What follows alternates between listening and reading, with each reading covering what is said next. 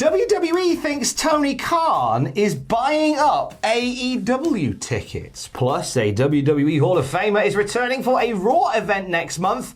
And Impact Wrestling is launching a bizarre but brilliant new collectible. It's in the wrestling news right now. Is Tony Khan buying up AEW tickets? Definitely not. Cool, Tony, moving on. Give me £5 now, Tony. Oh, yeah. Yeah, of course. Yeah, that's what it is. So as we wait for the bank transfer to complete, we will say, of course he's not. Don't be daft. No, WrestleTix say that the final count for Monday's Raw show at the UBS Arena in Long Island was 5,887. Yesterday, the AEW tickets for Dynamite and Rampage tapings at the same location were over 8,600. Ooh. So that's obviously a higher number than 5,887. I had a couple of people tweet me saying the Raw show didn't sell as well as they thought it would. There was quite a lot of empty space. And, you know, obviously when you watch it, they rightly so pack it out for the hard camera, but there was quite a lot of empty space in and around there.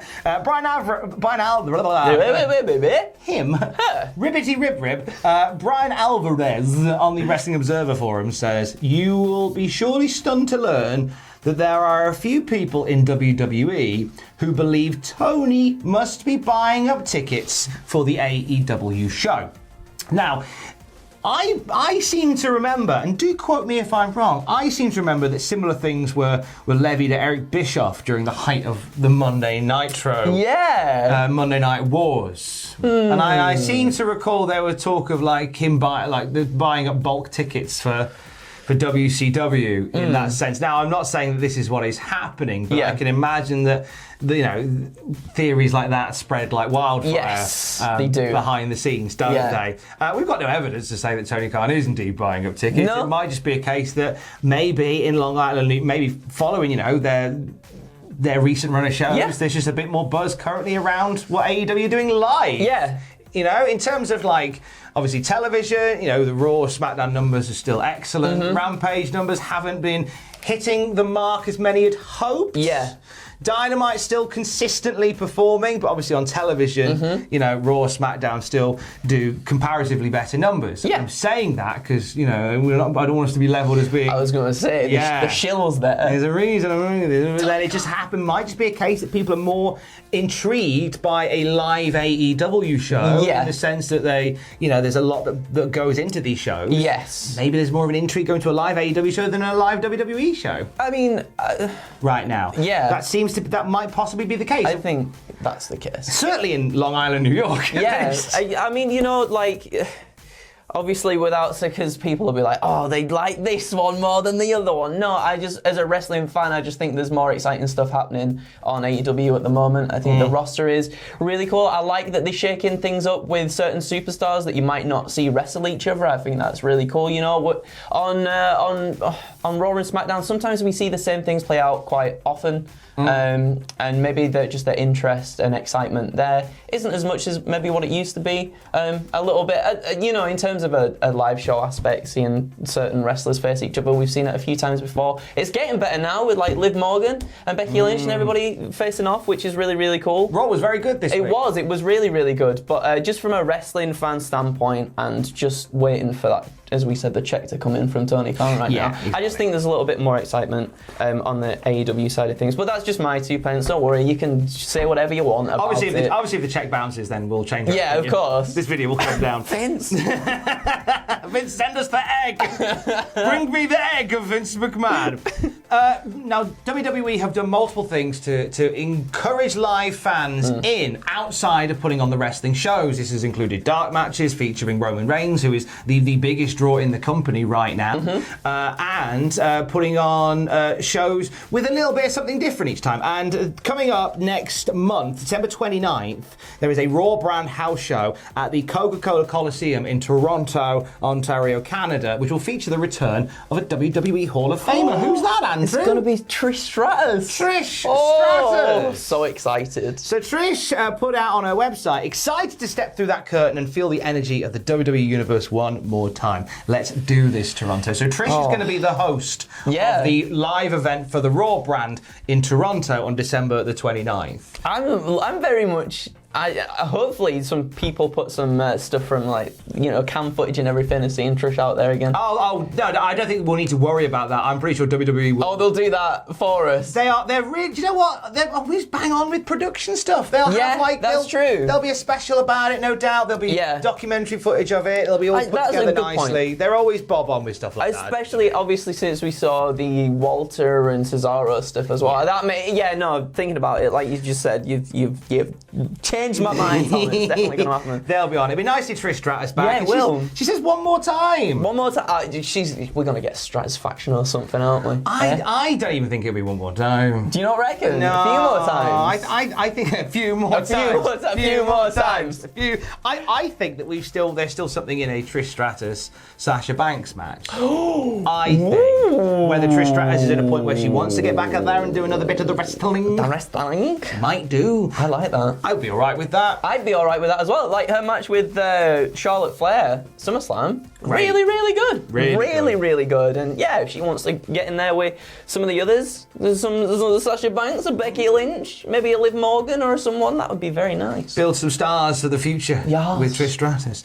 If not Sasha Banks, then maybe a star of the future. Talking of which, the reigning Ring of Honor Women's Champion is kicking open the forbidden door in January. So Roxy, the latest Ring of Honor Women's World Champion, they did a big tournament to decide a new champion, and Roxy is the holder of that title. Obviously, Ring of Honor is calling time for a short while next weekend after Final Battle. So Roxy will be carrying that belt seemingly for quite some time potentially, and she's going to be walking through the Major League Wrestling curtain on January the 21st, making her MLW debut for Blood and Thunder at Gillies in Dallas, and then she'll be part of the MLW Fusion TV taping as well.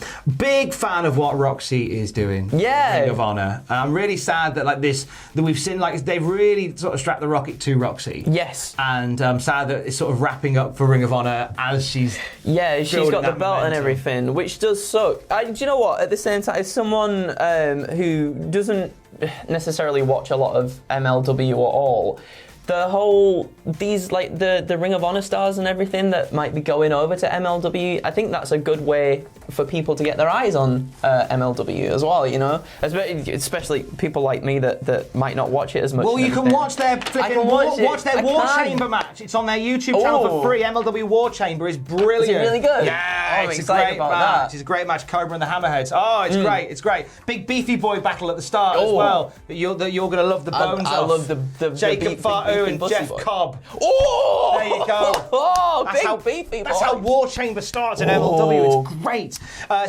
With ROH, a little plugger Rudy, have a camber choo-choo on me. Tonight, brand new episode of Desert Island Graps on the podcast feed, featuring the #1 contender for the ROH World Championship, Jonathan Gresham. Oh my goodness. Chatting to the Octopus tonight about how he started off in wrestling. We have a great chat about how he said, I asked him, had it not been for wrestling, what would you have gone on to do? And he said, I'd have probably been in prison. Wow. And we talk loads about that. We talk about, obviously, Terminus, which is his forthcoming project in the new year for Atlanta, Georgia. And, of course, we talk about Final Battle, which is next weekend. That's Jonathan Gresham on Desert Island Graps. Nice. On the podcast feed. If you're a Patreon, you can watch it on our Patreon later on today. Woo. Danhausen, injury update, Hausen. Danhausen, very nice. It's very evil. Danhausen, what's the latest with Danny boy?